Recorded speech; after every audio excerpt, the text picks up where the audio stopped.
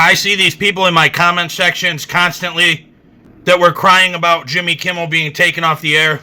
They're the same people that hop on my videos on TikTok, on YouTube, and their comments get deleted.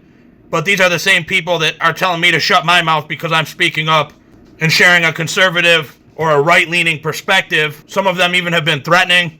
Even in wake of the terrible CharlieKirk tragedy, the very next day, they were telling us to move on. Don't talk about it.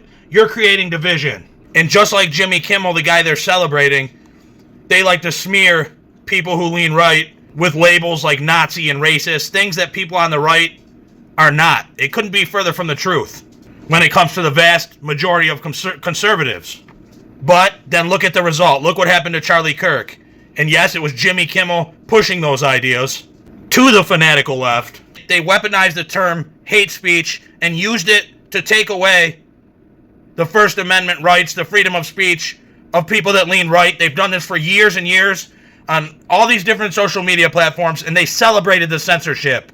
I even talked to people that I told about, being censored, and they said, good. Or the response was, I don't care. This is a true story. But now, when it comes to somebody who actually, communicates hateful ideas, Jimmy Kimmel, ideas which have no basis in reality, now they support the First Amendment. I told you, they're the biggest hypocrites on earth. I told you, everything they claim to be against, it's what they are, it's who they are, it's what they do, it's what they're guilty of. And it was that type of speech, labeling, the things that Jimmy Kimmel said, that ultimately resulted in the end of CharlieKirk. They don't respect personal freedoms. They don't respect the freedoms of others.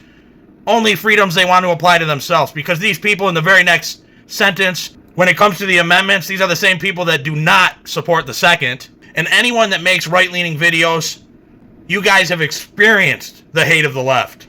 A couple days ago, these people were beside themselves because Jimmy Kimmel was taken off the air with his failing ratings, constant decline over the last decade. Now, these people were very vocal, as always, about their outrage because the fact of the matter, when it comes to the leftist hive mind, Jimmy Kimmel, it's like the Borg. One of the places these people get their directives and all their talking points is from Jimmy Kimmel.